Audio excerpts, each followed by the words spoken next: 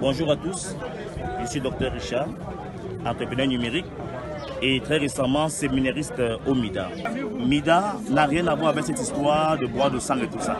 Je pense que ce sont des affaires, des accusations, parce qu'on dit souvent l'argent facile, non, blanchiment ou quoi que ce soit, ce sont des histoires. C'est simplement une intelligence qu'un jeune a mis en place. Le chef d'État dit qu'il faut oser, et surtout que le chef de l'État nous a donné le flambeau, jeunesse, oser. Et vous savez que nous avons un grand rendez-vous à l'horizon 2035. Alors, notre coordinateur, par le génie que le Seigneur lui a accordé, a mis en place un programme qui marche. Et surtout que nous, les jeunes, nous avons perdu tout espoir. Je vous assure que beaucoup ici ne respectaient même plus les emblèmes nationaux. Mais grâce au MIDA, grâce à cette formation, aujourd'hui, quand vous croisez un secours formé au MIDA, même quand l'hymne national est chanté dans un quartier, à côté d'un commissariat, il s'arrête et il obéit à ce mouvement. Voilà ce que le MIDA nous apporte. Nous sommes aujourd'hui capables de secourir des personnes en difficulté dans nos familles, dans nos quartiers. Très récemment, nous avons des séminaires du MIDA qui ont intervenu précisément à Douala pour un cas d'incendie.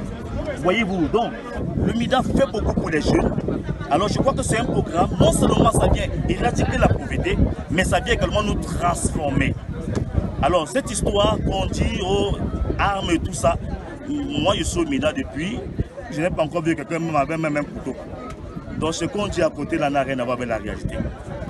Chers amis jeunes, vous qui n'êtes pas encore au MIDA, nous vous invitons à se joindre à nous. C'est un grand programme, c'est une opportunité.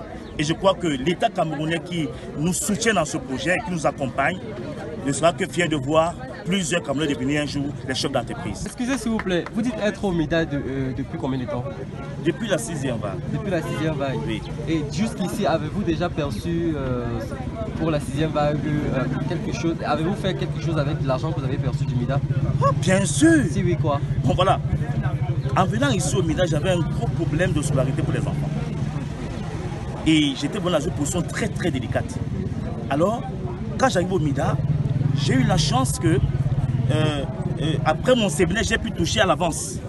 Et le fait de toucher à l'avance m'a permis de solder totalement la scolarité et d'investir encore le petit bénéfice que j'ai eu au-dessus pour pouvoir être là pour la 7e vague. Donc si on comprend pour vous, qu'est-ce que vous voulez actuellement? Actuellement, l'un des gros piliers que j'ai en ce moment, c'est dans ma petite famille, dans ce qu'on appelle dans la location, pour leur accorder un abri serein et surtout avoir un équilibre financier et pouvoir veiller à ce que leur éducation ne soit pas dans les normes et dans les meilleures conditions. Et pour ça, il faut que le MIDA continue, c'est ça? Évidemment, j'ai besoin que le MIDA soit là.